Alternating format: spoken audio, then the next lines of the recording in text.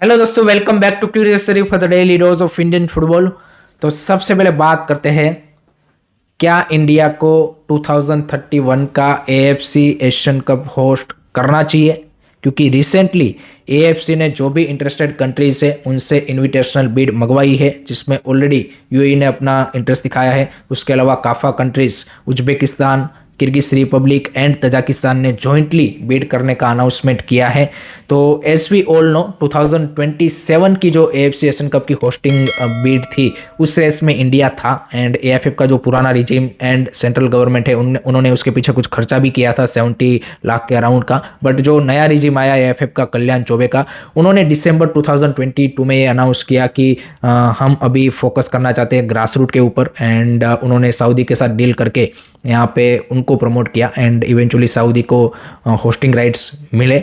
तो S V all know पिछले 2 साल में एएफएफ के नए रिजिम ने कितना फोकस या फिर जो खर्चा वो अंडर एशियन कप के लिए यहाँ पे खर्च करना चाहते थे होस्टिंग के, वो कितना उन्होंने ग्रास रूट में इन्वेस्ट कर लिया, ये हम सब ने देख लिया। क्योंकि काफ़ी सारे फैंस का एक काउंटर आर्ग्यूमेंट रहता है कि भाई अभी इंडिया जैसे फुटबॉलिंग नेशन में यहाँ पे जो फोकस है वो ग्रास रूट पे ज़्यादा होना चाहिए, ना कि इस तरह के मार्की इवेंट होस्ट करके वहाँ पे पैसा वेस्ट करे। बट रियलिटी इंडिया जैसे कंट्री की ये भी है कि जब तक इस तरह के कंट्री में इस तरह का कोई मार्की इवेंट किसी भी स्पोर्ट का नहीं होता, तब तक वहाँ तो उस तरह का इंफ्रास्ट्रक्चर नहीं डेवलप होता, लोगों का उतना इंटरेस्ट नहीं बनता। एंड तीसरी और इम्पोर्टेंट चीज़ कि जो उस गेम के स्टेक होल्डर्स है वो भी उतना सीरियसली काम नहीं करते, क्योंकि जब तक आबरू पे बात नहीं आती ना, तब तक हमारे यहाँ पे काम नहीं होता। ये रियलिटी है। और इसका 2 एग्जाम्पल है। एक एग्जाम्पल है FIFA under 17 world cup 2017।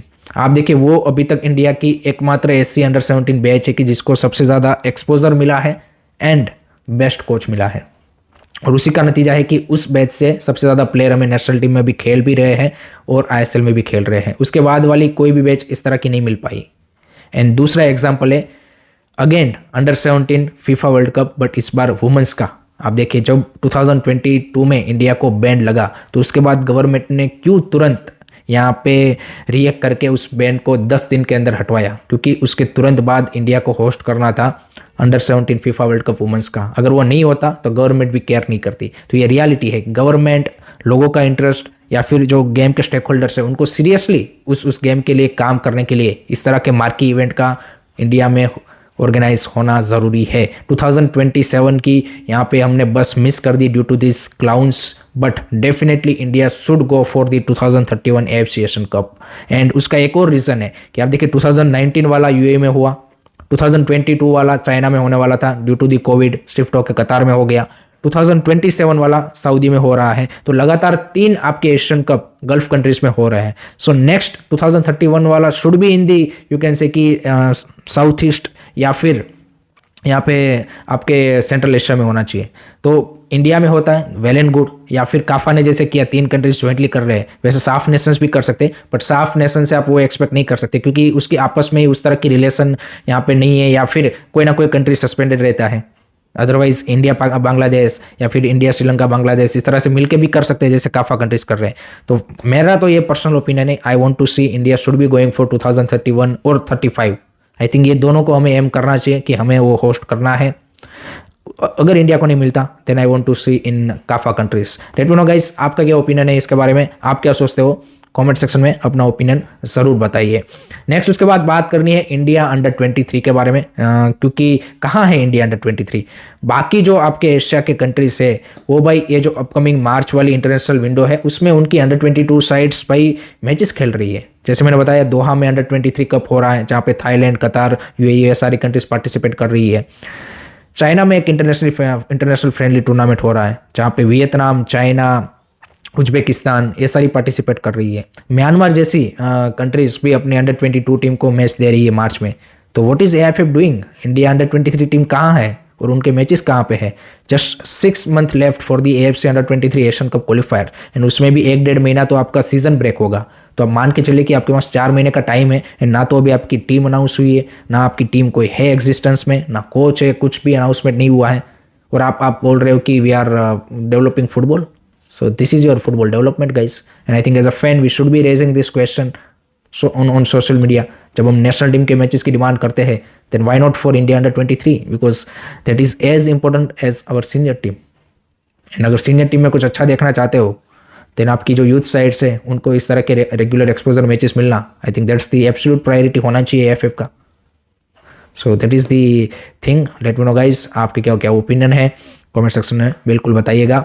Next बात करते हैं उसके बाद इंडिया अंडर 20 वुमेंस टीम के बारे में, क्योंकि उनका है आज लास्ट मैच इन पिंक लेडीज कप अंडर 20 का जो चल रहा है तुर्की में, उसमें against Russia under 20 team. Recently हमारी सीनियर टीम ने पिंक लेडीज कप में रशिया की सीनियर टीम के सामने खेला, जहाँ पे वो 2-0 से हार गए।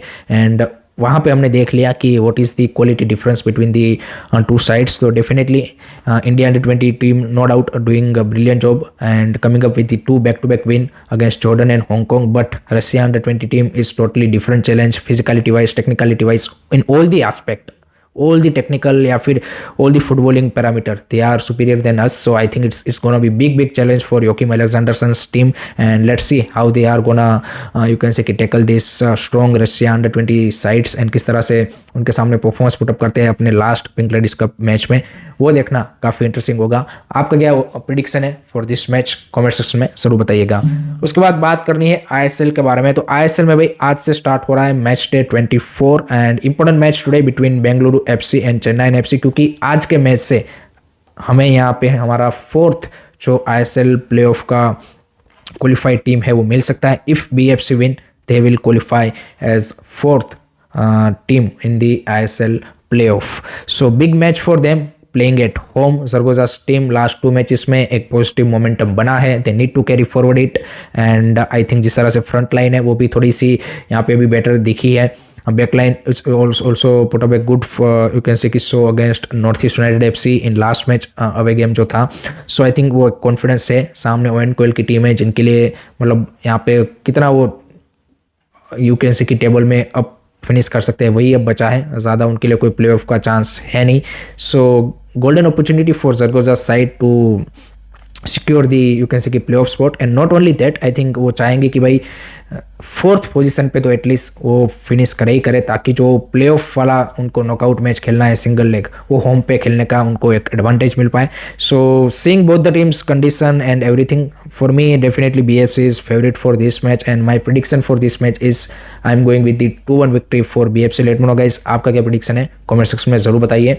नेक्स्ट उसके बाद बात करनी है आई लीग के बारे में, क्योंकि वहाँ पे कुछ डेवलपमेंट हुए हैं, जिसमें एआईएफएफ की जो डिसिप्लिनरी कमेटी है उन्होंने 13 जनवरी को जो इंटरकाशी वर्सेस नामधारी एफसी का मैच था, उसमें क्योंकि नामधारी एफसी ने एक यहाँ पे सस्पेंडेड प्लेयर को उस मैच में खिलाया और उसका कंप्लेन यहाँ पे इंटरकाशी ने किया, तो उसके चलते नामधारी एफसी को जो 3 पॉइंट उस मैच से मिले थे उसको डॉक्ट कर लिया गया है एंड वो 3 पॉइंट अब यहाँ पे इंटरकाशी को दे दिया गया है।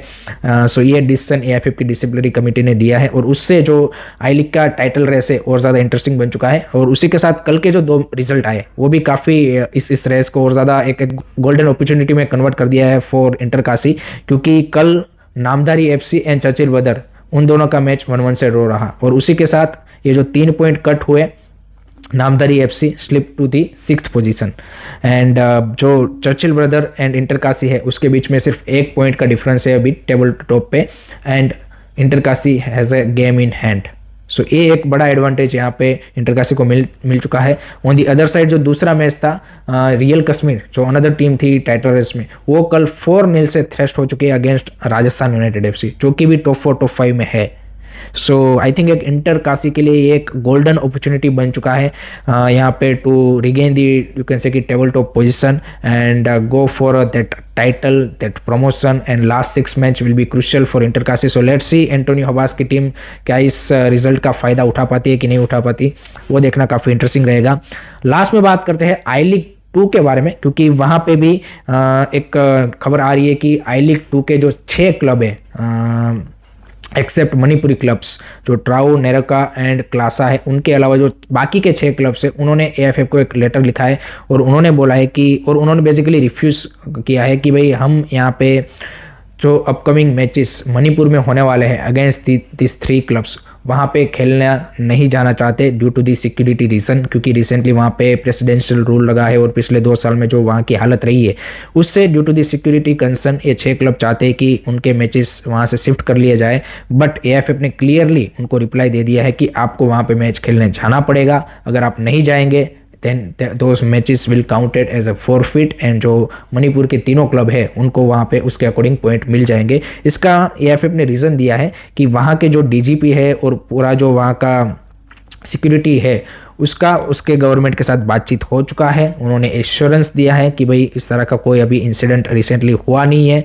सो आप बिल्कुल यहाँ पे आइए एंड आई थिंक मेरे हिसाब से डेफिनेटली मणिपुर को वो चांस मिलना चाहिए, क्योंकि लास्ट सीजन भी ट्राओ नेरोका ने ड्यू टू दैट इंसिडेंट उनको अपने होम मैचेस बाहर खेलने पड़े, उनसे भाई डेफिनेटली उनका जो आई लीग से आई लीग 2 में जो रेलीगेशन है उसका वन ऑफ द रीज़न भी यह बोल सकते हैं कि वन ऑफ द फैक्टर था। सो आई थिंक डेफिनेटली अभी रिसेंटली कोई एज सच इस तरह का वायलेशन का उतना बड़ा इंसिडेंट देखने को नहीं मिला है। बट आई थिंक अगर वहाँ की गवर्नमेंट चाहे भले प्रेसिडेंशियल रूल हो, दोनों की अपनी अपनी तरफ से यहाँ पे जो क्या बोलते हैं कि कंसर्न है वो जायज़ है। बट आई थिंक डेफिनेटली अगर वहाँ की जो सिक्योरिटी फोर्सेस है वो आपको अगर एश्योरेंस दे रही है कि भाई we will provide you full proof security, then I think यहाँ वहाँ पे मैचेस होने चाहिए। सो लेट्स सी यहाँ पे बाकी जो 6 क्लब्स है वो वहाँ पे ट्रैवल करते हैं कि नहीं करते वो देखना होगा।